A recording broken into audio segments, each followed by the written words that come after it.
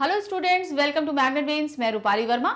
आज जो हम आपके लिए लेकर आए हैं वो है आपकी कक्षा 5वीं का तृतीय अध्याय खिलौने वाला। ये एक कविता है।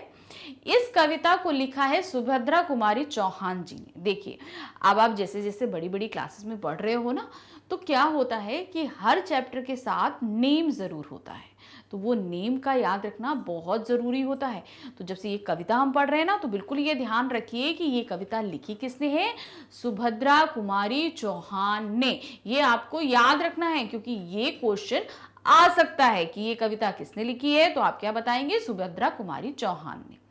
अच्छा, अब इसी के साथ आपको एक छोटी सी नॉलेज हम और देते हैं कि ये जो हमारा पाठ है ये हिंदी साहित्य के काव्य खंड से लिया गया है। अब ये सब क्या होता है, हिंदी साहित्य मतलब हमारा हिंदी लिटरेचर। हमारा हिंदी दो पार्ट में डिवाइडेड है ना, लिटरेचर एंड लैंग्वेज। तो लैंग्वेज को तो हम लोग हिंदी में व्याकरण कहते हैं, तो मगर हिंदी लिटरेचर को क्या बोलेंगे, हिंदी लिटरेचर को बोलते हैं हिंदी साहित्य। और हिंदी साहित्य हमारा दो पार्ट में डिवाइडेड है। तो वो दो पार्ट हमारे क्या हैं, गद्य खंड और काव्य खंड।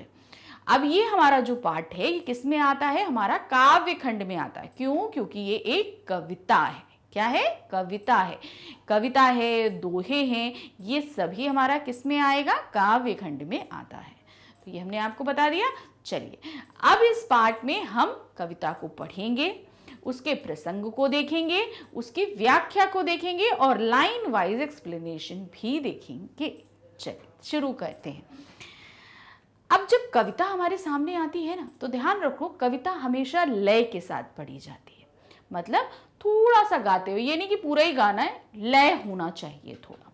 अब क्या दिया है इसमें, इसको कैसे पढ़ेंगे, वाह देखो माँ आज, क्या, वाह देखो माँ आज खिलौने वाला फिर से आया है, कई तरह के सुंदर सुंदर नए खिलौने लाया है।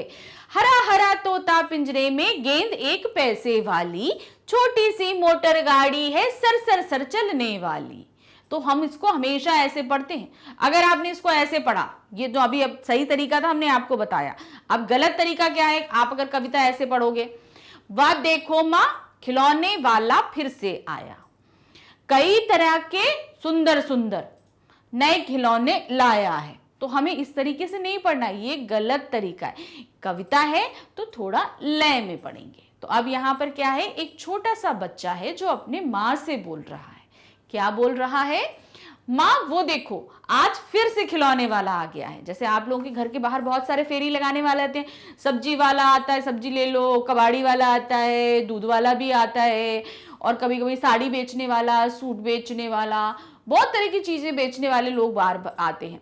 तो उसी तरीके से खिलौने वाला भी आया है। और तो बच्चा क्या बोलता है, माँ उसके पास बहुत तरह तरह के सुंदर सुंदर खिलौने हैं। देखो उसके पास एक हरा हरा सा तोता है जो पिंजरे में है। कैसा तोता है, हरा हरा सा है जो पिंजरे में है। और एक गेंद लाया है जो एक पैसे वाली है। गेंद जो लाया वो कैसी है, एक पैसे वाली है। और एक छोटी सी मोटर गाड़ी है, कैसे चलती है, sir sir sir sir sir करके चलती है। तो ये बच्चा जो है अपनी माँ से बोल रहा है, माँ वो खिलौने वाला ऐसे ऐसे खिलौने लेकर आया है। अब ये जो लाइंस हमने पढ़ी है, इतनी लाइंस पढ़ी ना, अब इतनी लाइंस का हम प्रसंग देखेंगे। अब प्रसंग क्या होता है, प्रसंग हम बोलते हैं कि ये कविता किसने लिखी है, कहाँ से ली गई है। सबसे पहले तो ये कविता की पंक्तियां कहाँ से ली गई हैं, तो क्या है, प्रस्तुत पंक्तियां हमारी पाठ्य पुस्तक रिमझिम भाग 5 में संकलित कविता खिलौने वाले से ली गई है। ठीक है, तो ये भाग 5 में कहाँ से ली गई है, खिलौने वाली से। अब इसको लिखा किसने है, इसकी कवियत्री सुभद्रा कुमारी चौहान है। अगर मेल होता कोई तो हम बोलते कवि, लेकिन यहाँ पर क्या है, एक फीमेल मतलब एक स्त्री है जिन्होंने लिखा है, तो वो क्या बोलेंगी, कवियत्री। कवियत्री कौन है, सुभद्रा कुमारी चौहान। तो प्रसंग में हम इतना ही लिखते हैं। अब इसकी व्याख्या, अब जो हमने कविता लाइंस पढ़ी है ना, इसको हम सरल एक पैराग्राफ में बनाकर लिखेंगे। पैराग्राफ में हमने समझ लिया क्या क्या है, तो क्या बोलेंगे, बालक अपनी माँ से कहता है कि आज फिर से खिलौना वाला तरह तरह के खिलौने लेकर आया है। उसके पास पिंजरे में बंद हरा हरा तोता है, उसके पास एक पैसे वाली छोटी सी मोटर गाड़ी, और ये मोटर गाड़ी कैसे चलती है, सर सर सर उसकी मोटर गाड़ी चलती है। तो मतलब जो कविता की लाइनें थी उसे हमने कैसे किया, सरल हिंदी में करके लिख दिया। आपसे व्याख्या पूछी जाती है या आश्रय पूछा जाता है तो आप इसी तरीके से लिखेंगे। तो कविता को हमने आपको समझाया, अब इसके आगे आने वाली लाइंस को पढ़ते हैं। क्या दिया है, सीटी भी है कई तरह के सुंदर खेल, चाबी भर देने से भगभग करती करने वाली रेल, भगभग करती चलने वाली रेल। गुड़िया भी है बहुत भली सी, पहने कानों में बाली, छोटा सा है टी सेट, छोटे छोटे लोटा थाली। तो अब यहाँ पर क्या बोल रहा है, अभी वो खिलौनों के बारे में ही बता रहा है। अभी उसने क्या बताया था, हरा हरा तोता है पिंजरे में बंद और एक छोटी सी गाड़ी है जो चाबी भरने पे कैसे चलती है, सर सर सर चलती है। अब क्या बोला, उसके पास कई तरह की सीटी है, सीटी बजाने में विसिल, विसिल जिसको बोलते हैं, विसिल बजाने वाली छोटी छोटी उसके पास कई तरह की सीटी है और कई तरह के सुंदर सुंदर उसके पास खेल है। चाबी भर दो तो एक ऐसी रेलगाड़ी है जो भग भग करके चलती है, चाबी उसमें होती है ना ऐसे भरने वाली, जब उसको भर दो तो वो खूब तेज भग भग करते हुए चलती है। गुड़िया भी है एक बहुत भली सी, मतलब भली सी मतलब एक सुंदर सी भोली भाली सी एक गुड़िया है जिसने कानों में बाली पहनी हुई है। एक छोटा सा टी सेट है, बच्चों के खिलौने में होता है ना, छोटे छोटे से कप होते हैं, प्लेट होता है, केटल होती है, केतली होती है, ट्रे होती है, सब कुछ होता है, स्पून भी हो, चम्मच भी होता है। तो वो एक छोटा सा उसके पास टी सेट भी है और छोटा छोटा लोटा थाली है। लोटा थाली का मतलब तो क्या होता है, जो बच्चों के बर्तन होते हैं ना वो छोटे छोटे से होते हैं ना, तो छोटा सा लोटा है और छोटी सी थाली भी है। तो ये वो अपनी माँ को बताता है। अब क्या है, फिर से प्रसंग आएगा। अब देखिए सभी जगह प्रसंग सेम रहेगा क्योंकि भाई पुस्तक का नाम सेम है, पाठ का नाम सेम है और कवियत्री का नाम भी सेम है। तो पूरी कविता में आप कहीं से भी लिखोगे प्रसंग सेम ही रहता है। तो यहां पर क्या दिया है, प्रस्तुत पंक्तियां हमारी पाठ्य पुस्तक रिमझिम भाग 5 में संकलित कविता खिलौने वाली से ली गई है। इसकी रचयिता है सुभद्रा कुमारी चौहान। कौन इसकी रचयिता है, सुभद्रा कुमारी चौहान। व्याख्या क्या है, बालक अपनी माँ से कहता है आज फिर से खिलौने वाला सुंदर सुंदर खिलौने लेकर आया है। उसके पास कई तरह की सीटियां हैं, चाबी भर देने पर चलने वाली सुंदर रेल है। जो गुड़िया उसके पास है उसने कानों में बाली पहनी हुई है। खिलौने वाला छोटा सा टी सेट और छोटे छोटे लोटे थाली भी रखे हुए है। तो इसको आप अपनी लैंग्वेज में बदल सकते हो, बस उसको ये बताना है कि उसके पास क्या क्या है, जैसे कि कविता में बताया है तो वो आपको बताना है। इसको आप अपनी तरह से भी लिख सकते हैं। अब आगे की पंक्तियों को देखते हैं।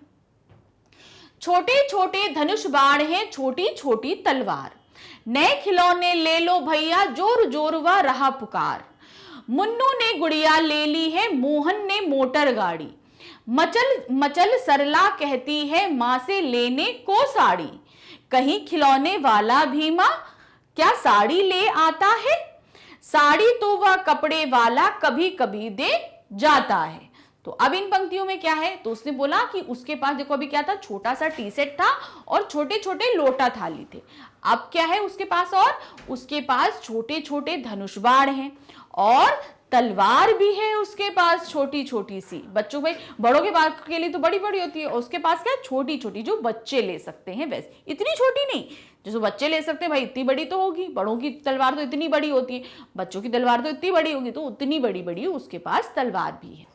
नए खिलौने ले लो भैया, जोर जोर से रहा पुकार, और वो जोर जोर से पुकार लाया है कि सभी लोग आओ खिलौने लो, मैं नए नए खिलौने लेकर आया हूं।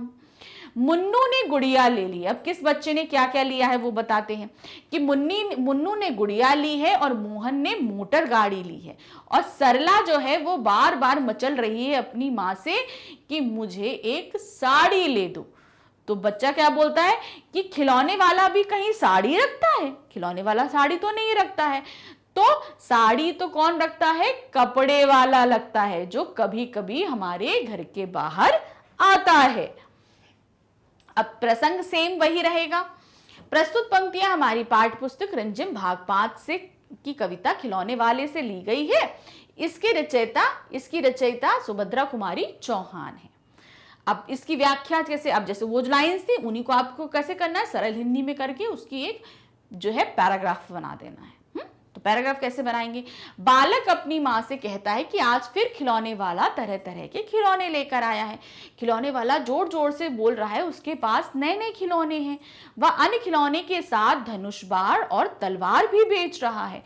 मुन्नू ने गुड़िया खरीदी और मोहन ने मोटर गाड़ी। सरला अपनी माँ से कहती वह खिलौने वाले से उसके लिए साड़ी खरीद दे।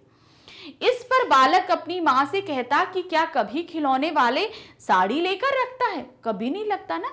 साड़ियां तो कपड़े वाला बेचने वाले रखते हैं जो कभी कभी आते हैं। तो भाई बच्चा भी इतना समझदार था, साड़ी वो देने को बोल रही है, साड़ी तो खिलौने वाले के पास होगी नहीं, वो कहाँ मिलेगी? वो तो मिलेगी कपड़े वाले के पास में। अब आगे की पंक्तियां देखते हैं।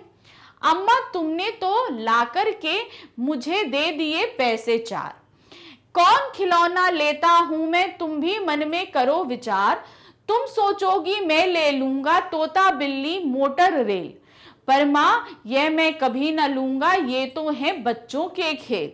मैं तलवार खरीदूंगा माँ या मैं लूंगा तीर कमान, जंगल में जा किसी ताड़का को मारूंगा राम समान।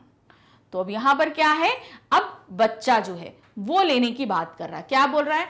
अम्मा तुमने मुझे 4 पैसे दे दिया, उसके वो इतने सारे खिलौने लेके आया था, तो उसे माँ ने समझ लिया कि ये भी खिलौने लेना चाहता है। तो उसकी माँ गई अंदर से उसको 4 पैसे लाकर दे दिए। तो वही बोल रहा है कि माँ आपने मुझे 4 पैसे तो दे दिए, लेकिन मैं कौन सा खिलौना लूं?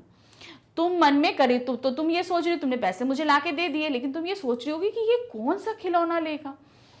तुम सोच ये लोगी कि मैं जो हूं मैं तोता ले लूंगा, बिल्ली ले लूंगा, मोटर कार ले लूंगा, मगर मैं ये सब कुछ भी नहीं लूंगा। मैं क्या लूंगा? तलवार लूंगा। ये तो जो तोता बिल्ली है ये बच्चों के खेल हैं, मगर मैं क्या लूंगा? मैं एक तलवार खरीदूंगा और एक तीर कमान लूंगा। तीर कमान लूंगा क्यों? क्योंकि इससे मैं जंगल में जाऊंगा और एक जैसे ताड़का राक्षसी को मारा था राम जी ने, वैसे ही मैं उसको मारूंगा। तो अब इन लाइंस की भी प्रसंग वैसे ही रहेंगी। प्रस्तुत पंक्तियां हमारी पाठ्य पुस्तक रिमझिम भाग 5 में संकलित कविता खिलौने वाले से ली गई हैं। इसकी रचयिता सुभद्रा कुमारी चौहान है। सेम वही चलेगा पूरे पंक्तियों में, कहीं कुछ चेंज नहीं होगा। व्याख्या बदलेगी। व्याख्या में क्या आएगा? बालक अपनी माँ से कहता खिलौने वाले के आने पर तुमने मुझे 4 पैसे दे दिए हैं। अब वह विचार कर रहा है कि उसे कौन सा खिलौना खरीदना चाहिए। अब वो सोच रहा है कि उसे कौन सा खिलौना खरीदना चाहिए। वह माँ से कहता है कि वह भी इस बारे में विचार कर रही होगी, कि माँ सोच रही होगी कि मेरा बेटा कौन से खिलौने लेगा। अगर वह सोचती है कि उसका बेटा अन्य बच्चों की तरह तोता बिल्ली मोटर या रेलगाड़ी खरीदेगा, तो वह गलत सोचती है कि अलग जो सब बच्चों ने लिया मोटर गाड़ी तोता बिल्ली, अगर वो सोच रही है कि मैं वो लूंगा तो मैं वो तो बिल्कुल नहीं लूंगा। उसका बेटा इन खिलौनों को कभी नहीं लेगा। वह कहता ये खिलौने तो बच्चों के खेल हैं। वह तो तलवार या तीर कमान खरीदेगा और जंगल में जाकर राम की तरह किसी ताड़का को मार गिराएगा। ताड़का राक्षसी थी ना, तो जैसे राम जी ने ताड़का को मारा था वैसे ही मैं जंगल जाऊंगा और किसी ताड़का को मार के गिरा दूंगा। आगे की पंक्ति है, तपसी यज्ञ करेंगे असुरों को मैं मार भगाऊंगा, यूं ही कुछ दिन करते करते रामचंद्र बन जाऊंगा। यही रहूंगा कौशल्या में, तुमको यही बनाऊंगा। तुम कह दोगी वन जाने को, हंसते हंसते जाऊंगा। पर मां बिन तुम्हारे वन में मैं कैसे रह पाऊंगा। अब वो बच्चा है छोटा सा, तो वो क्या बोलता है कि मैं जो है ना वहां जाके ताड़का को मारूंगा और जो तपसी यज्ञ कर रहे होंगे उनको परेशान करने के लिए जितने असुर मतलब राक्षस, जितने भी राक्षस आएंगे मैं उन सभी को मार भगाऊंगा। और ऐसा ही करते करते मैं एक दिन खुद रामचंद्र बन जाऊंगा। रामचंद्र जी ने भी ऐसा किया तो बच्चे ने सोचा अगर उन्होंने राक्षसों को मारा है वो रामचंद्र बन गए तो मैं भी राक्षसों को मारूंगा और रामचंद्र बन जाऊंगा। यही रहूंगा कौशल्या में, तुमको यही बनाऊंगा। मतलब मैं तुम्हारे पास यहीं पर रहूंगा और तुमको ही कौशल्या, राम जी की माता कौन थी? कौशल्या माता थी। तो जब मैं राम बनूंगा तो आप भी कौशल्या बन जाओगी और अगर तुम मुझे वन जाने को बोलोगी तो मैं हंसते हंसते वन को चला जाऊंगा। राम जी भी तो हंसते हंसते वन को गए थे क्यों गए थे? क्योंकि उनके पिताजी और माताजी ने उन्हें आज्ञा दी थी कि तुमको 14 साल वन में गुजारने हैं। तो अगर आप भी मुझे बोलोगी तो मैं भी वही करूंगा। अब इतना तो उसे बोल दिया, लेकिन अब वो छोटा बच्चा वो क्या बोले कि मैं आपके बिना कैसे रह पाऊंगा, मैं तो छोटा बच्चा, अब मैं तुम्हारे बगैर वन में कैसे रह पाऊंगा, मैं वहां पे नहीं रह पाऊंगा तुम्हारे बिना। दिन भर घूमूंगा जंगल में, लौट कहां पर आऊंगा, किससे लूंगा पैसे, रूठूंगा तो कौन मना लेगा, कौन प्यार से बिठा गोद में मनचाही चीजें देगा। अब वो क्या बोलता है कि मैं पूरा दिन जंगल में घूमूंगा, और घूमने के बाद भाई राक्षसों को मारने के लिए पूरा दिन जंगल में घूमना पड़ेगा ना, तो पूरा दिन जंगल में घूमूंगा, और घूमने के बाद जब लौट कर आऊंगा तो मैं किससे रूठूंगा, किससे पैसे लूंगा, जब तुम तो होगी नहीं जंगल वन में मेरे साथ में, तो मैं किससे पैसे लूंगा, किससे रूठूंगा, तो कौन मनाएगा, जब मैं रूठ जाऊंगा तो मुझे मनाने कौन आएगा, और कौन अपनी गोद में मुझे प्यार से बिठाकर मेरी मनचाही चीजें खिलाएगा। अब बच्चा बोलता मैं वन चला जाऊंगा तो मम्मा तो मुझे मिलेगी नहीं, तो मुझे कौन प्यार करेगा, कौन मनाएगा, कौन पैसे देगा, तो वो ये चीज यहाँ पर बोल रहा होता है। तो अब हमारे पास क्या आता है, इन अंतिम पंक्तियों की जो है प्रसंग आता है। क्या है? प्रस्तुत पंक्तियां हमारी पाठ्य पुस्तक रिमझिम भाग 5 में संकलित कविता खिलौने वाले से ली गई हैं। इसकी रचयिता है सुभद्रा कुमारी चौहान। तो देखिए प्रसंग सभी पूरे में क्यों, क्योंकि भाई पुस्तक हमारी सेम है, पाठ सेम है, रचयिता सेम है, तो सभी एक ही रहेगा।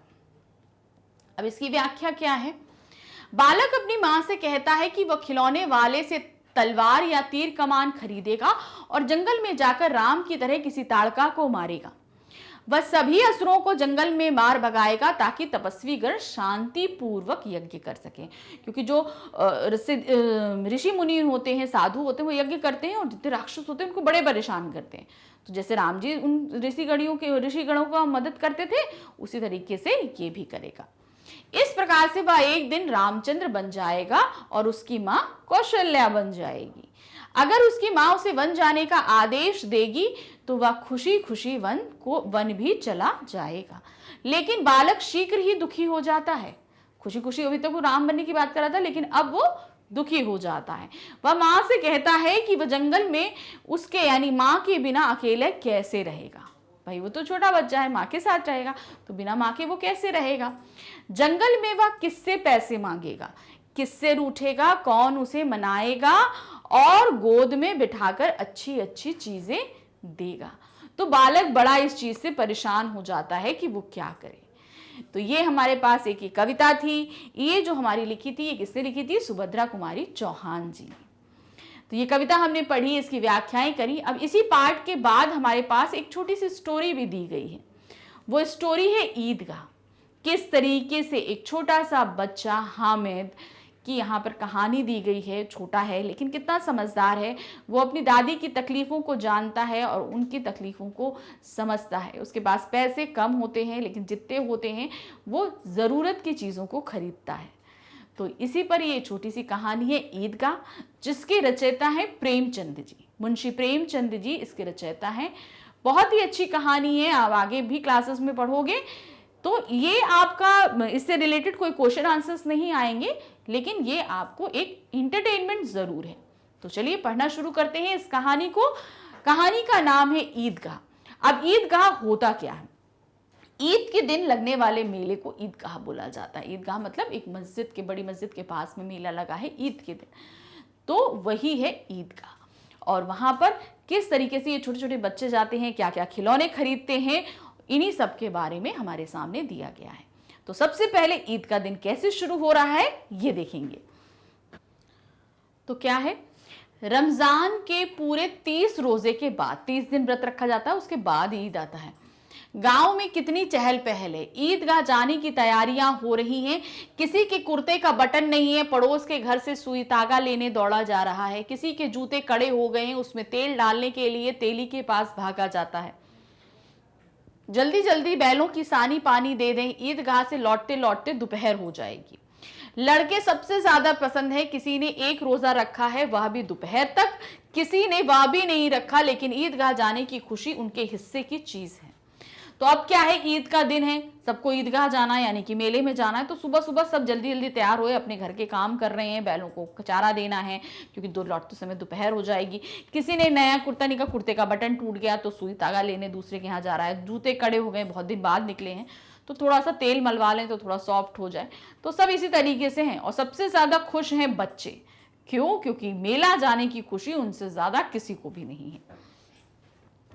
रोजे बड़े बूढ़ों के लिए होंगे, इनके लिए तो ईद है। रोज ईद का नाम रटते थे, आज वह आ गई। अब जल्दी पड़ी है कि लोग ईदगाह क्यों नहीं चलते। अब क्या है, जो छोटे छोटे बच्चे हैं भाई 30 दिन का रोजा तो नहीं रख सकते। किसी ने 1 दिन का रोजा रखा, किसी ने आधे दिन का रोजा रखा, किसी ने 1.5 दिन का, मतलब भूखे रहे हैं, एक तरीके से रखे हैं, खुश हैं। अब रोजे तो बड़े बूढ़े लगते हैं। डेली बच्चे रट रहे थे ईद आएगी, ये करेंगे, ईद आएगी, वो करेंगी, और अब ईद आ गई। अब कह रहे हैं कि जल्दी क्यों नहीं ईदगाह चलते हैं। सबको ईदगाह जाने की बहुत जल्दी है।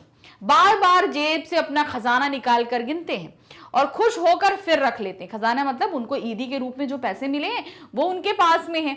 अब इसी से ईदगाह जाकर वो मेले में सब चीजें खरीदेंगे, खाएंगे, झूला झूलेंगे, और उनके लिए तो वो खजाना है। बार बार निकालते हैं जेब से, गिनते हैं और फिर रख लेते हैं। महमूद गिनता है 1 2 10 12। अब एक बच्चा है महमूद, जिसके पास में कितने हैं, 1 2 10 12 पैसे हैं। उसके पास 12 पैसे हैं। मोहसिन के पास 1 2 3 8 9 15 पैसे हैं। मोहसिन के पास कितने, 15 पैसे हैं।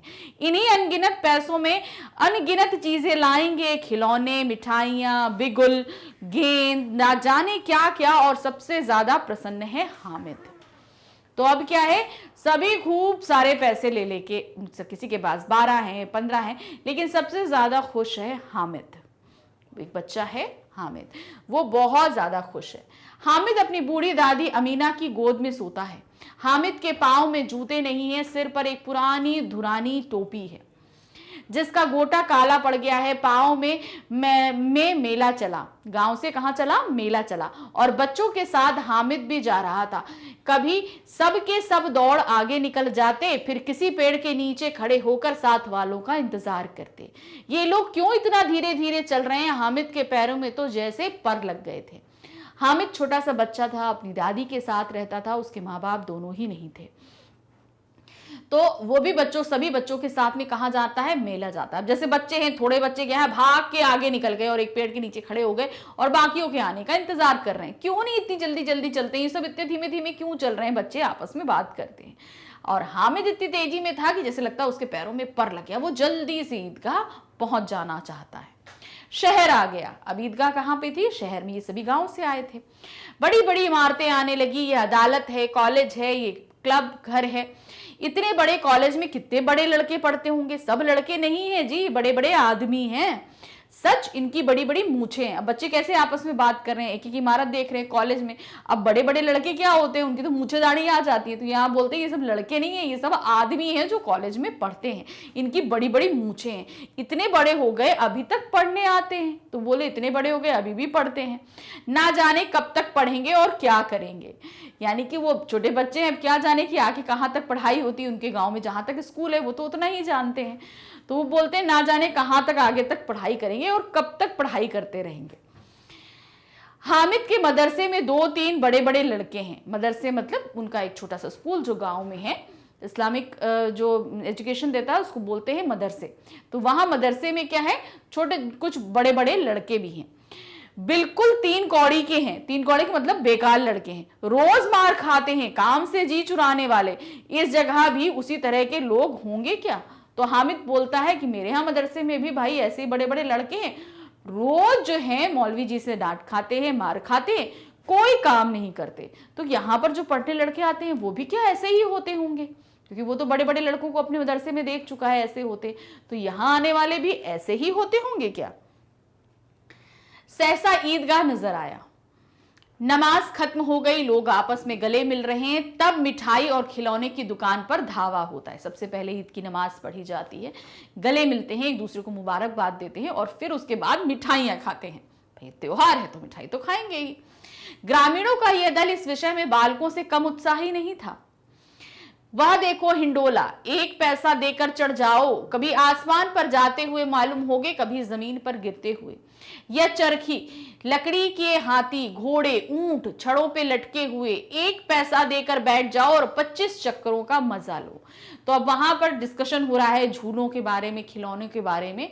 तो वो जो गोल गोल होता है ना झुलका, उसमें बैठ जाओ, कभी हम ऊपर जाते हैं, कभी नीचे जाते हैं, ऐसे करके सर्कल में घूमता है ना, वो चीजें।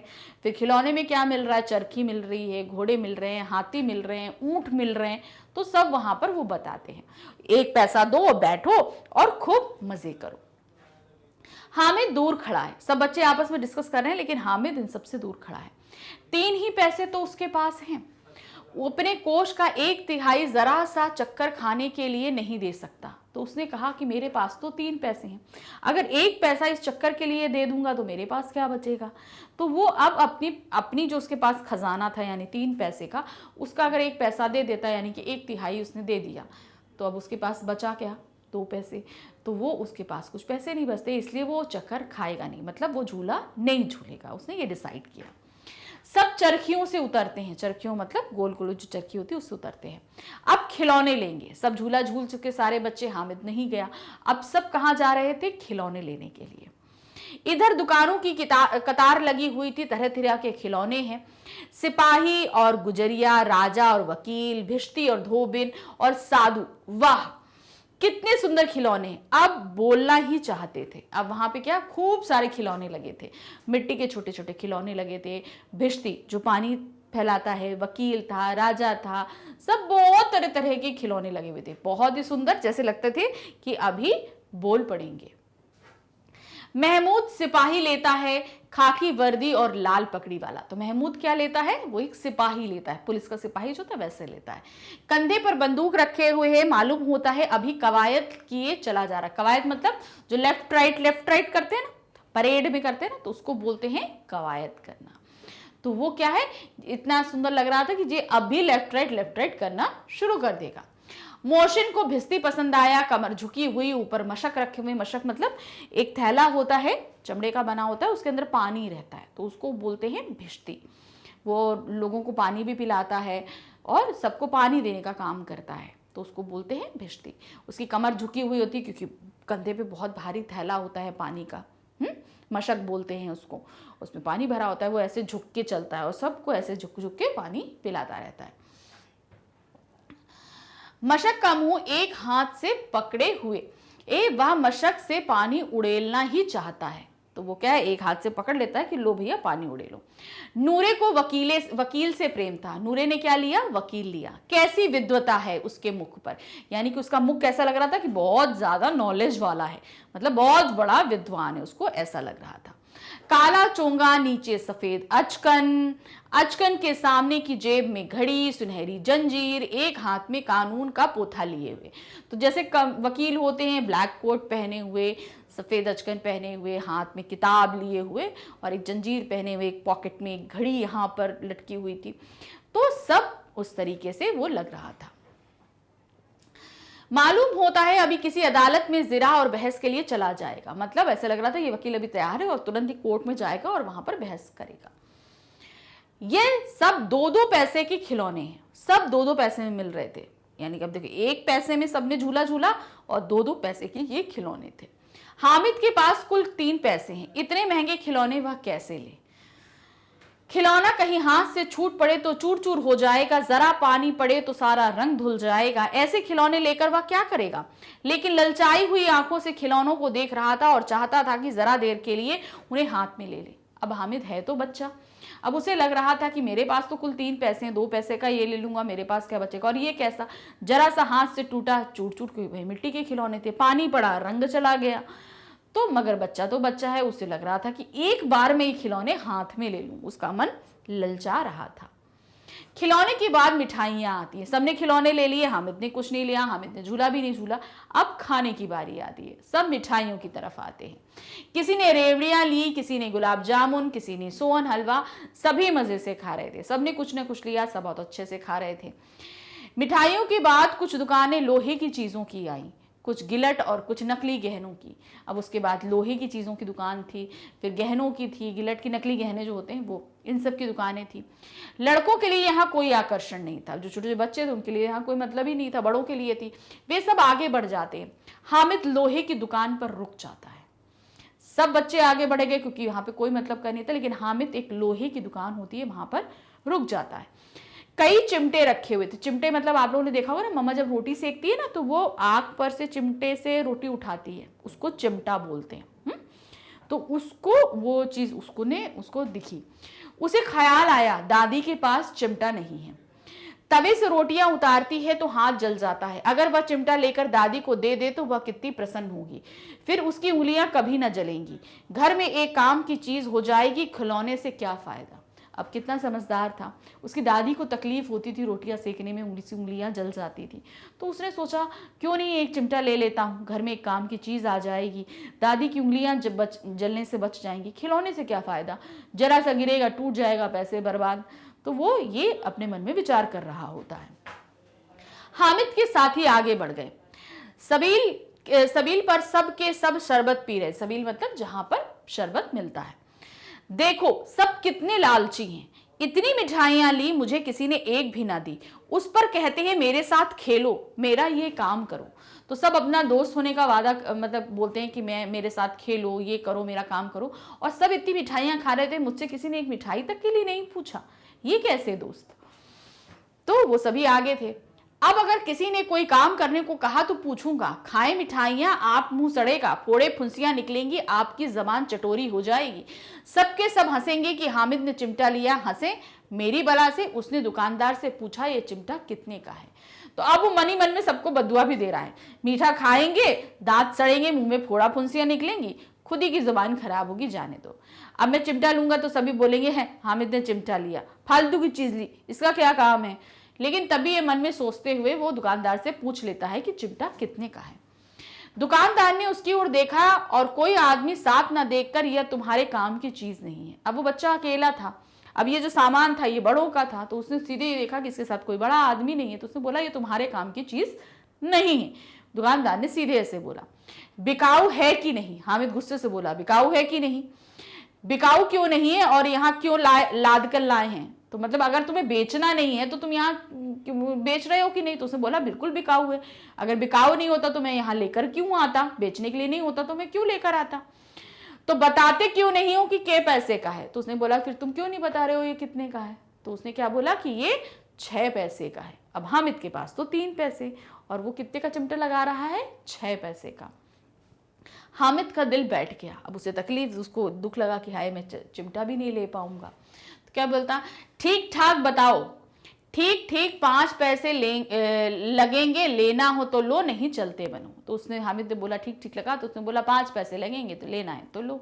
हामिद ने कलेजा मजबूत करके कहा 3 पैसे लोगे। उसने तभी बोला भाई 5 पैसे मांग रहा, कहाँ 3 पैसे में मानेगा। तो उसने बड़ा मजबूत करके भाई डरते डरते बोला कि भाई अभी ये डांट के भगा देगा। तो उसने बोला ठीक है भाई 3 पैसे में दो लोगे, मतलब ये चिमटा मुझे दे दो 3 पैसे में, क्योंकि उसके पास तो 3 ही पैसे थे। लोगे कि नहीं लोगे। ये कहता हुआ वह आगे बढ़ गया, कहता हुआ 3 पैसे लोगे, और कहता कहता कहता वो आगे बढ़ गया। ऐसे बढ़ गया कि दुकानदार की घुड़कियां ना सुने। मतलब दुकानदार बड़बड़ाएगा तो ये कहते कहते वो आगे बढ़ जाता है। लेकिन दुकानदार ने घुड़कियां नहीं दी, मतलब दुकानदार ने उसे कुछ नहीं कहा। बुलाकर चिमटा दे दिया। उसको बुलाया और कहा चिमटा ले जाओ। हामिद ने उसे इस तरह कंधे पर रखा। अब उसे कैसे रखा, ऐसे करके कंधे पर रखा मानो बंदूक है, और शान से करता हुआ संगियों के पास आया। देखिए यहाँ पे उसने कंधे पे कैसे रखा हुआ है और आके अपने साथियों के पास आ जाता है। जरा सुने सबके सब क्या आलोचनाएं करते हैं। मतलब सबके सब आएंगे तो भाई कुछ ना कुछ बुरी बातें बोलेंगे, भाई चिमटा है, ये है, वो है। तो चिमटा रख के सबके पास पहुंच जाता है। मोहसिन ने हंसकर कहा, मोहसिन हंसता हुआ बोला, ये चिमटा क्यों लाया है पगले, इससे क्या करेगा। हामिद ने चिमटे को जमीन पर पटक कर कहा, उसने जमीन उठाई और ऐसे करके पटक दिया चिमटे को। कहा जरा अपना भिश्ती जमीन पर गिरा दो, सारी पसलियां चूर चूर हो जाएंगी। उसने अपना चिमटा फेंका तो उसने बोला अपना भिश्ती ऐसे पटक के देखो, पूरा चूर चूर हो जाएगा। महमूद बोला तो यह चिमटा कोई खिलौना है। तो उसने बोला भाई हम लोगों ने तो खिलौना लिया है, तो तुम्हारा चिमटा क्या कोई खिलौना है। हामिद, खिलौना क्यों नहीं है? अभी कंधे पे रखा बंदूक हो गई। तो अब उसने अपने चिमटे के सारे फायदे बताने शुरू किए। भाई कंधे पे रखो खिलौना हो, बंदूक हो गया, हाथ में लिया फकीरों का चिमटा हो गया, चाहूं तो इसमें मंजीरे का काम ले लूं। मंजीरा जो बजता है ना आम, अब उसको खट खट करोगे तो ना कैसे आवाज आएगी, ऐसे ऐसे इसको दबाओ, देखो खट खट आवाज आएगी। एक चिमटा जमा दूं तो तुम लोगों के सारे खिलौनों की जान निकल जाए। उसने बोला एक चिमटा अगर तुम्हारे खिलौने पे मारूं तो ये सब तुम्हारे खिलौने टूट फूट जाएंगे। तुम्हारे खिलौने कितने ही जोर लगाएं, मेरे चिमटे का बाल भी बांका नहीं कर सकते। मेरा बहादुर शेर है चिमटा।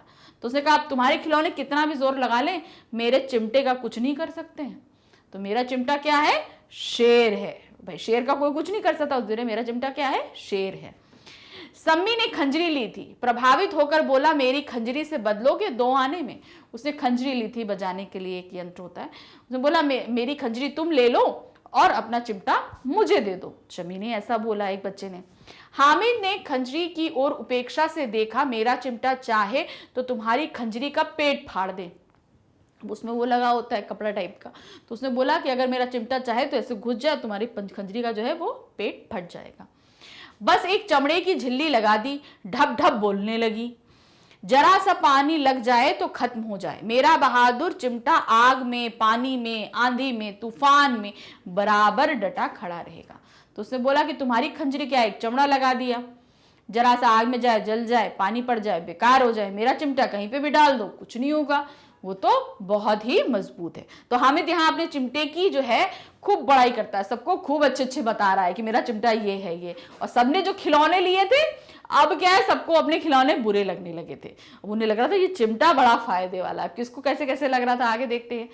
चिमटे ने सभी को मोहित कर दिया, क्योंकि अब हामिद ने चिमटे की इतनी ज्यादा बड़ाइयां कर दी कि सब अब चिमटे की तरफ अट्रैक्ट हो चुके थे। अब सबको क्या चाहिए था? चिमटा चाहिए था। लेकिन अब पैसे किसके पास धरे? सब अपना पैसा खर्च कर चुके, खिलौने में, खेलने में, खाने में, सब में खर्च कर चुके। अब किसी के पास पैसे नहीं बचे थे। फिर मेले से दूर निकल आए थे, पैसे भी नहीं थे और चलते चलते कहाँ निकल आए थे? मेले से काफी बाहर भी आ गए थे। 9 कब बज गए, धूप तेज हो रही है, घर पहुंचने की जल्दी हो रही है। बाप से जिद भी करे तो चिमटा नहीं मिल सकता। हामिद है बड़ा चालाक, इसीलिए बदमाश ने अपने पैसे बचा के रखे थे। अब सब मन में क्या सोच रहे थे कि भाई पैसे बचे नहीं हैं, मेले से दूर आ गए, पापा से बोलेंगे चिमटा दिला दो तो पापा तो चिमटा दिलाएंगे नहीं। और हामिद कितना अक्लमंद है, कितना चालाक है, उसने पैसे अपने बचा के रखे और आखिर में उसने इतनी अच्छी चीज खरीद ली। अब बालकों के 2 दल हो गए थे, 2 दल। अब वो दो जितने बच्चे थे ना, अब किसमें 2 पार्ट में बट गए थे। एक और मिट्टी और दूसरी ओर लोहा। मतलब एक दल था जो मिट्टी के खिलौनों के साथ अभी भी टिका था और दूसरा कहाँ? चिमटे के साथ हो गया था, लोहे के साथ में हो गया था। अगर कोई शेर आ जाए, मियाँ भिस्ती के छक्के छूट जाएंगे, मियाँ सिपाही मिट्टी की बंदूक छोड़कर भागे, वकील साहब की नानी मर जाए, चोंगे में मुंह छिपाकर जमीन पर लेट जाएं, मगर यह चिमटा, यह बहादुर, यह रुस्तमे हिंद लपक कर शेर की गर्दन पर सवार हो जाएगा और उसकी आंखें निकाल लेगा। तो अब यहाँ पे क्या बताया जाता है कि अगर एक शेर आ जाए तो मियाँ भिश्ती हो जाए, वकील भाग जाएंगे, सिपाही भाग जाएंगे, सब अपनी अपनी जगह भाग जाएंगे। लेकिन ये लोहा क्या होगा? लोहे का जो चिमटा है वो शेर के ऊपर सवार होगा और उसकी आंखें निकाल लेंगी। क्यों? क्योंकि भाई ये मजबूत है, ये सब तो मिट्टी के हैं, टूट जाएंगे। मोहसिन ने एड़ी चोटी का जोड़ लगाकर कहा, अच्छा पानी तो नहीं भर सकता है ना? अब मोहसिन ने अपनी अकल लगाई, भिश्ती पानी भर सकता है। तो उसने बोला कि ये जो चिमटा है क्या ये पानी भर सकता है? ये पानी तो भर नहीं सकता। भाई चिमटा कैसे पानी भरेगा? पानी तो नहीं भर सकता। हामिद ने चिमटे को सीधा खड़ा करके कहा, भिश्ती को एक डांट बताएगा तो दौड़ा हुआ पानी लाकर द्वार पर छिड़केगा। तो उसने बोला कि अगर ये चिमटा भिश्ती को डांट लगाएगा कस के तो भिश्ती ही दौड़ता हुआ आएगा और उसके दरवाजे पर पानी छिड़क कर जाएगा। मोहसिन परास्त हो गया, पर महमूद ने कुमुक पहुंचाई। अब मोहसिन की तो बोलती बंद हो गई, उसके पास भिश्ती था, उसको हरा दिया। अब कौन आए मैदान में? महमूद। उन्होंने क्या बोला? अगर बच्चू पकड़े जाए तो अदालत में बंधे बंधे फिरेंगे, तब वकील साहब ही पैरों पे पड़ेंगे। तो अब मोहसिन ने उसने क्या नाम महमूद ने क्या खरीदा था? महमूद ने एक वकील खरीदा था। अब उन्होंने बोला कि अगर पुलिस पकड़ ले जाएगी, बंधे रहोगे तो वकील ही काम आएगा, नहीं तो बंधे बंधे खड़े रहोगे। हामिद इस प्रबल तर्क का जवाब न दे सका। अब हामिद इसका जवाब नहीं दे सका। उसने पूछा, हमें पकड़ने कौन आएगा? नूरे ने अकड़ के कहा, यह सिपाही बंदूक वाला आएगा। तो भाई चिमटा तो बहादुर, इसको पकड़ने कौन आएगा? तो तुरंत ही नूरे ने क्या लिया था? सिपाही लिया था। तुरंत बोलता, मेरा ये सिपाही तुमको पकड़ने के लिए आएगा। हामिद ने मुंह चढ़ाकर कहा, यह बेचारे हम बहादुर रुस्तमे हिंद को पकड़ेंगे? वो बोले कि ये बेचारे वकील और सिपाही हमको पकड़ेंगे, इस चिमटा रुस्तमे हिंद को पकड़ेंगे। अच्छा लाओ, अभी जरा कुश्ती हो जाए, इनकी सूरत देखकर दूर से भागेंगे, पकड़ेंगे क्या बेचारे? तो उसने बोला कि अच्छा चलो ठीक है, ये मुझे पकड़ने आएगा, चलो तुम अपना सिपाही लाओ, अपना फिश्ती लाओ, और ये मेरा चिमटा, चलो इनमें भाई कुश्ती हो जाए, देखें क्या हमको पकड़ पाएंगे। मोहसिन को एक नई चोट सूझ गई। तुम्हारे चिमटे का मुंह रोज आग में जलेगा। तो अब मोहसिन ने उनको तुरंत एक चीज सूझी। चिमटा क्या होता है भाई? वो आग में जाता है, रोटी सेकता है, निकालता है। तो उसने बोला, तुम्हारे चिमटे का मुंह जो है वो डेली आग में जाएगा। जाहिर सी बात है, वो कैसे रोटी पलटेगा? आग लेके आएगा। उसने समझा था कि हामिद लाजवाब हो जाएगा, लेकिन यह बात ना हुई। हामिद ने तुरंत जवाब दिया, आग में बहादुरी कूदते हैं जनाब, आग में कूदना वह काम है जो रुस्तमे हिंद ही करता है। तो मोहसिन ने सोचा कि अब इसका तो वो कोई जवाब हामिद दे नहीं पाएगा, लेकिन हामिद ही बोलता है कि भाई आग में कूदना बहादुरों का काम होता है, और मेरा चिमटा तो रुस्तमे हिंद है, वो तो आग में भी कूद जाएगा। महमूद ने एक जोर और लगाया। अब महमूद फिर से बोलता है हामिद को परास्त करने के लिए, क्या? वकील साहब कुर्सी मेज पर बैठेंगे, तुम्हारा चिमटा तो बावर्ची खाने में जमीन पर पड़ा रहेगा। तो उसने बोला, वकील साहब कुर्सी पे बैठते हैं और तुम्हारा चिमटा कहाँ रहेगा? बावर्ची खाने यानी कि रसोई घर, किचन में पड़ा रहेगा, वो भी जमीन पर। इस तर्क ने शमी और नूरे को भी सजीव कर दिया। जब ये तर्क दिया तो शमी और नूरे जो अभी शांत हुए थे, वो फिर से जो है तर्क करने के लिए, मतलब फिर से बहस करने के लिए तैयार हो जाते हैं। कितने ठिकाने की बात कही ये पट्टे ने, चिमटा बावर्ची खाने में पड़े रहने के सिवा और कर क्या सकता है? तो नूरे और शमी क्या कहते हैं, बात तो तुम सही कह रहे हो, जो है चिमटा है वो रसोई घर में पड़े रहने के अलावा करेगा क्या? वो तो वहीं पड़ा रहेगा, उसके पास तो कुछ काम ही नहीं है। हामिद को कोई फड़कता हुआ जवाब ना सूझा। अब हामिद को कोई जवाब नहीं सूझ रहा, क्या दे? तो उसने धांधली शुरू कर दी। अब उसने गोल गोल बातें करनी शुरू कर दी। मेरा चिमटा बावर्ची खाने में नहीं रहेगा वकील साहब, कुर्सी पर बैठेगा, जो जाकर उन्हें जमीन पर पटक देगा और उनका कानून उनके पेट में डाल देगा। अब उसने बोला, मेरा बावर्ची खाने में नहीं पड़ा रहेगा, ये कहाँ घुसेगा? ये वकील साहब के पेट में घुसेगा और उनकी जितनी वकालत है सब बाहर निकाल देगा। अब वो लड़ने के मूड में आ चुका था, तो उसने इस तरीके से बोला। कानून को पेट में डालने वाली बात छा गई। जो बोला ना पेट में डाल देगा, ऐसी छाई कि तीनों शूरमा मुंह ताकते हुए रह गए। हामिद ने मैदान मार लिया, उसका चिमटा रुस्तमे हिंद। अब उसके बाद किसी ने कोई तर्क नहीं दिया, सब हार मान चुके थे और हामिद का चिमटा जो है वो रुस्तमे हिंद साबित हो चुका था। अब इनमें मोहसिन, महमूद, नूरे, शमी किसी को अपनी आपत्ति नहीं हो सकती। औरों ने 3-3, 4-4 आने पैसे खर्च किए पर कोई काम की चीज ना ले सके। हामिद ने 3 पैसे में रंग जमा लिया। सच ही तो है, खिलौने का क्या भरोसा, टूट फूट जाए, हामिद का चिमटा तो बना रहेगा परसों। अब सब परास्त हो चुके थे, सबने मान लिया था कि हम लोगों ने 3-3 पैसे देकर जो ये खिलौने खरीदे हैं ये अभी गिर जाएं, टूट जाएं, बेकार हो जाएंगे, मगर हामिद ने जो 3 पैसे में जो चिमटा खरीदा है वो हमेशा बना रहेगा।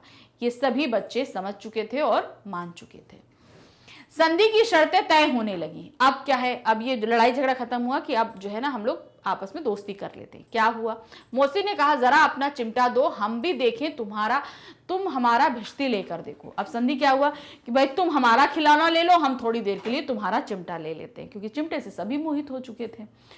हामिद ने इतनी बड़ाइयां कर दी थी, तो उसने बोला मेरा भिश्ती ले लो और मुझे थोड़ी देर के लिए चिमटा दे दो। महमूद और नूरे ने भी अपने अपने खिलौने की पेश कर दी, कि मतलब सबने हामिद से बोला कि भाई मेरा खिलौना ले लो और थोड़ी देर के लिए अपना चिमटा मुझे दे दो। हामिद को इन शर्तों के मानने में कोई आपत्ति नहीं थी। चिमटा बारी बारी से सबके हाथ में गया और उनके खिलौने बारी बारी से हामिद के हाथ में आए। कितने खूबसूरत खिलौने थे भाई। हामिद का मन तो पहले भी खिलौनों के लिए ललचा रहा था, अब वो चाहता ही था कि थोड़ी देर उनके खिलौनों से खेले, और धीरे धीरे यही हुआ। सबने एक एक करके हामिद के हाथ में अपने खिलौने दिए और हामिद का चिमटा एक एक करके सबके हाथ में गया, और हामिद बड़ा खुश था क्योंकि उसके हाथ में वो मनपसंद खिलौने आए थे। हामिद ने हारने वालों के आंसू पोंछे, मैं तुम्हें चिढ़ा रहा था, सच ये चिमटा भला इन खिलौनों की क्या बराबरी करेगा, मालूम होता है अब बोले तो तब बोले। अब हामिद अंत में बोलता है कि मैं तुम सबको चिढ़ा रहा था, इन खिलौनों की बराबरी कहीं ये चिमटा कर सकता है। ये खिलौने कितने सुंदर हैं, कितने प्यारे, कितने सजीव लग रहे हैं, जैसे लग रहा है ये सब अभी बोल देंगे। तो हामिद ने अंत में उन सभी को ये चीज बोली। मोहसिन, लेकिन इन खिलौनों के लिए कोई हमें दुआ तो ना देगा। तो उसने बोला कि तुम ये जो चिमटा तुम लाए हो अपनी दादी को दोगे तो दादी तुम्हें इतनी दुआ देगी, लेकिन हमारे खिलौनों के लिए कोई हमें दुआ नहीं देगा।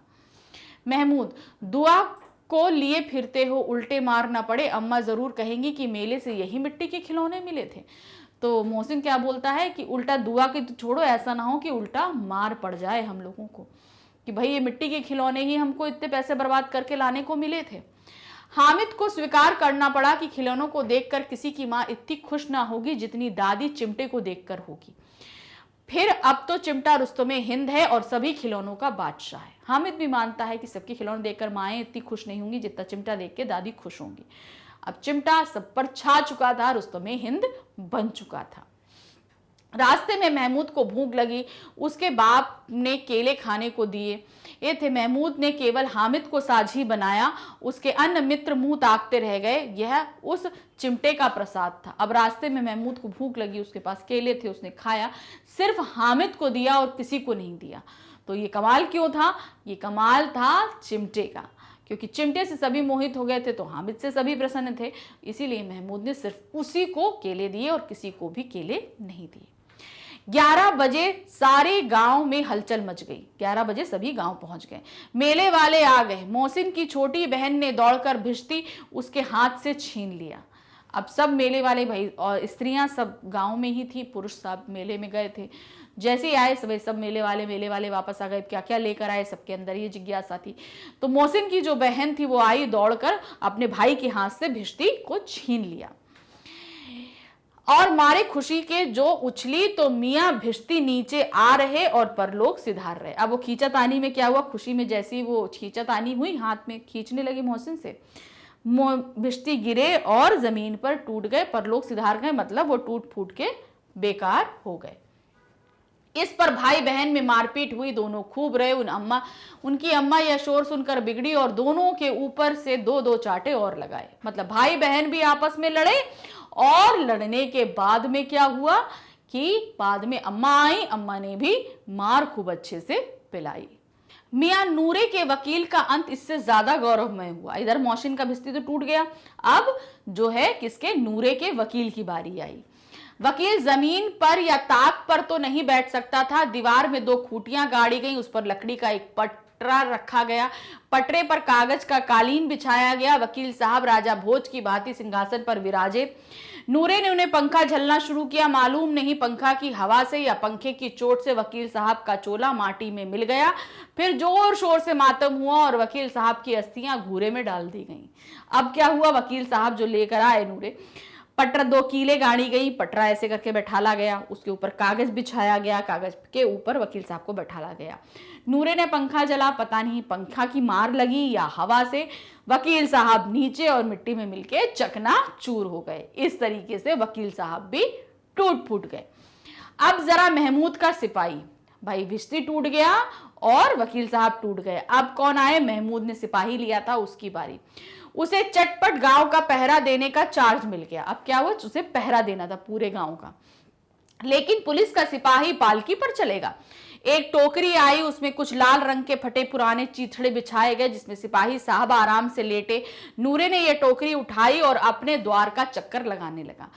टोकरी गई, उसमें कुछ कपड़े रखे गए, उसमें सिपाही को बैठाला गया, टोकरी सर पे रखी गई और नूरे जो है ना पूरे घर का चक्कर लगाने के लिए निकल पड़े उसको सर पे रख के। उसके दोनों छोटे भाई सिपाही की तरह छोने वाले जागते लो पुकारते चलते रहे और उसके जो छोटे जो दोनों भाई थे वो उसके पीछे पीछे चल रहे थे। कह तो रहे थे सोने वाले जागते रहो, अब छोटे थे तोतले मुंह से बोल रहे थे, तो क्या बोल रहे थे, चोने वाले जागते लो, ऐसे करके बोल रहे थे। महमूद को ठोकर लगी, टोकरी उसके हाथ से छूटकर गिर पड़ती और मियां सिपाही अपनी बंदूक लिए जमीन पर आ जाते और उसकी एक टांग में विकार आ जाता। अब क्या हुआ, ठोकर लगी, टोकरी नीचे, सिपाही जी गिरे और उनकी एक टांग टूट गई। सिपाही की क्या हुई, एक टांग में विकार आने का मतलब क्या है, एक टांग टूट गई। महमूद को आज ज्ञात हुआ कि वह अच्छा डॉक्टर है। महमूद को क्यों ज्ञात हुआ, उसको ऐसा मरहम मिला जिससे वह टूटी टांग को आनन फानन में जोड़ सकता था। उसने भाई पेस्ट एक गम लेकर आया, उसकी टूटी टांग को जोड़ दिया। टांग तोड़ दी जाती है, लेकिन सिपाही को जो ही खड़ा किया जाता है टांग जवाब दे जाती है। शल्य क्रिया असफल हुई, तब उसकी दूसरी टांग भी तोड़ दी जाती है। अब कम से कम एक जगह आराम से बैठ तो सकता है।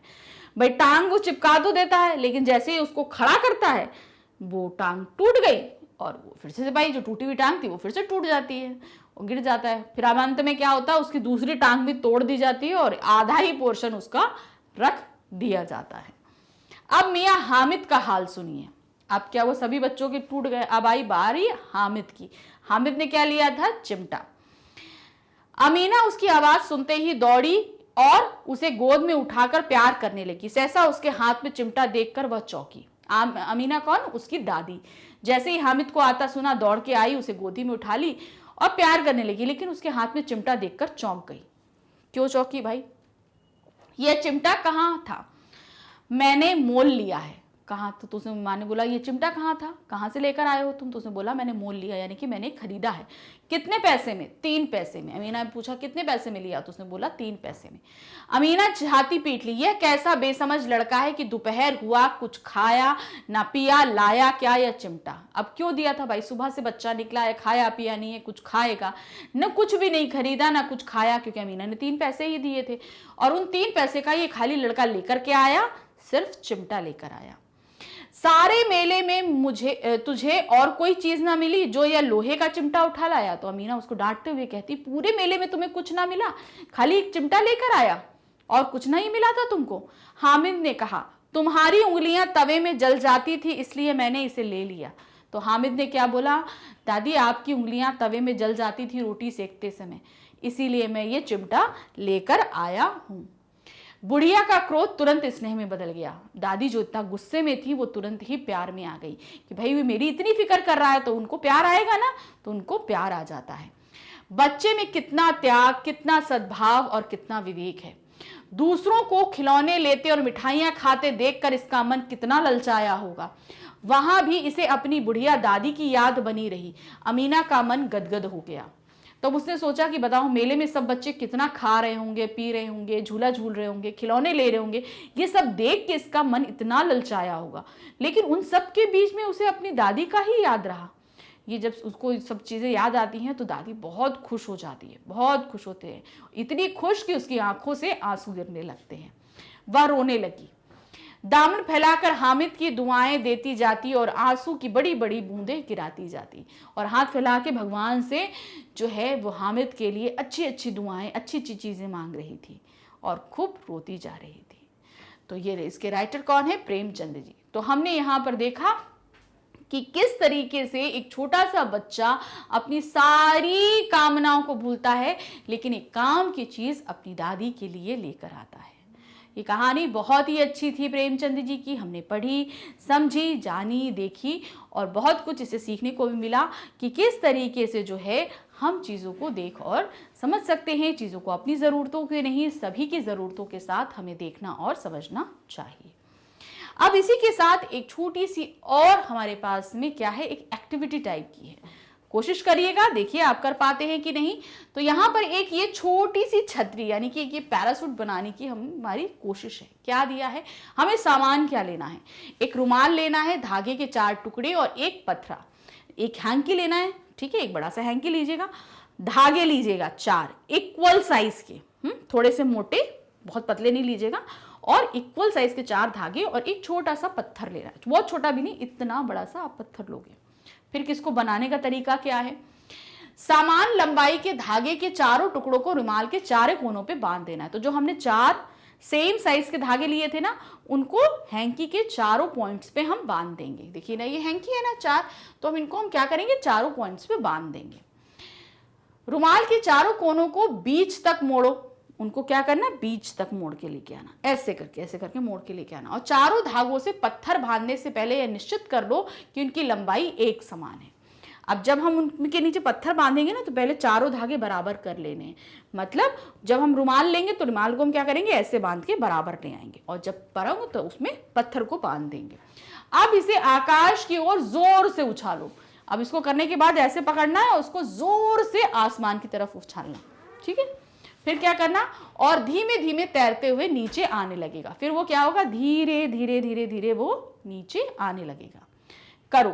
रुमाल की जगह प्लास्टिक की शीट से हवाई छतरी बनाकर देखो। अगर रुमाल नहीं मिलता तो पॉलिथीन होती है ना, पॉलिथीन बैग्स मिलते मार्केट से, उनसे भी आप बना सकते हो, उनसे भी बनाकर देखो। जानो, क्या यह पैराशूट चंद्रमा पर यहां जहां बिल्कुल हवा नहीं होती काम करेगा? अगर रुमाल के बीच एक छेद हो तो क्या यह पैराशूट काम करेगा? अब अगर क्या होगा, जहां हवा नहीं हो तो क्या यह पैराशूट काम करेगा? ये चीज आपको जाननी है। और अगर रुमाल में या पॉलिथीन जिससे आपने ये पैराशूट बनाया है उसमें अगर ये छेद होगा तो क्या ये काम करेगा? जाहिर सी बात, काम नहीं करेगा। रुमाल क्यों धीरे धीरे तैर रहा है? क्योंकि हवा उसमें जाकर फंस रही है, इसलिए वो धीरे धीरे धीरे धीरे नीचे आ रहा है। लेकिन अगर हवा उसके आर पार हो जाएगी तो वह नहीं करेगा। तो ये एक्टिविटी आप करके देखिएगा, अपने बड़ों की हेल्प भी ले सकते हैं इसमें, तो जरूर आप इससे कुछ सीखेंगे।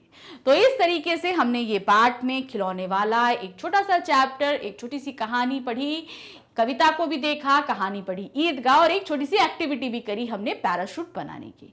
तो ये ध्यान रखिए, इस तरीके से आगे और भी पार्ट है जो हमें बहुत ज्यादा मजा देते रहेंगे। लेकिन इन पार्टों को हम देखेंगे कहाँ मिलेंगे हमें ये पार्ट? तो ये पार्ट हमें मिलेंगे हमारे चैनल पे। हमारा चैनल है magnetsbrain.com। जब आप यहाँ पर आएंगे तो अपनी क्लास को सिलेक्ट करेंगे। आपकी क्लास है 5th। जैसे ही आपको सिलेक्ट करेंगे, आपके सामने इस क्लास में पढ़ाए जाने वाले जितने सब्जेक्ट्स हैं वो सभी सामने आएंगे। तो हम कहाँ पर आएंगे? यहाँ पर आएंगे जहाँ पर है हिंदी। हिंदी में जहाँ वॉच नाउ लिखा है उसके ऊपर क्लिक करेंगे। क्लिक करते ही हमारे सामने में क्या होगा, हमारी हिंदी की पूरी प्लेलिस्ट होगी रिमझिम बुक की। तो अब उसमें हमें जो भी पार्ट पढ़ना है उस पर क्लिक करेंगे। क्लिक करते ही आपके सामने टॉपिक आएगा। टॉपिक है हमारे पास 2, एक पार्ट की व्याख्या या कविता की व्याख्या, और दूसरा है एनसीईआरटी सॉल्यूशंस, यानी कि हमारे अभ्यासकार और प्रश्नोत्तर जो पार्ट के बाद दिए रहते हैं। तो जो भी आपको पढ़ना है उस पर क्लिक करिए। क्लिक करते ही आपके सामने वीडियो स्टार्ट हो जाएगा। वीडियो देखिए, अपने साथ ही अपने जितने भी डाउट्स हैं सभी को क्लियर करिए, और साथ ही एंजॉय करिए, क्योंकि ये कहानियां हमको बहुत मजा देती हैं।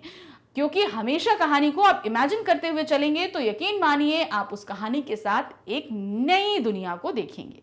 जैसा कि हमने ईदगाह में देखा, उसी तरह खिलौने वाले में भी देखा कि कैसे एक खिलौने वाला आया और बच्चे ने कितना अपनी माँ को चीजें बताई कि कैसे कैसे खिलौने लेकर आया था। आप भी जैसे टॉय शॉप के सामने पहुंचते हो तो कितने तरह तरह के टॉयज देखते हो, मम्मा को बोलते हो मम्मा ये टॉय है, मम्मा वो टॉय है। उसी तरीके से उस बच्चे ने भी अपनी माँ को बताया कि कितने तरह तरह के टॉयज थे। तो ये हमको क्या बताते हैं, हमारा ही जीवन एक अलग तरीके से हमारे सामने दर्शा के रखते हैं।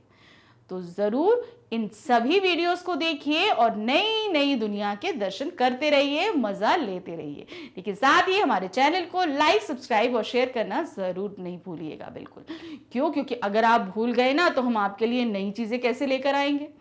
तभी तो हम लेकर आएंगे ना। तो जरूर हमारे चैनल को लाइक, सब्सक्राइब और शेयर करिएगा। Thank you for watching. Bye bye.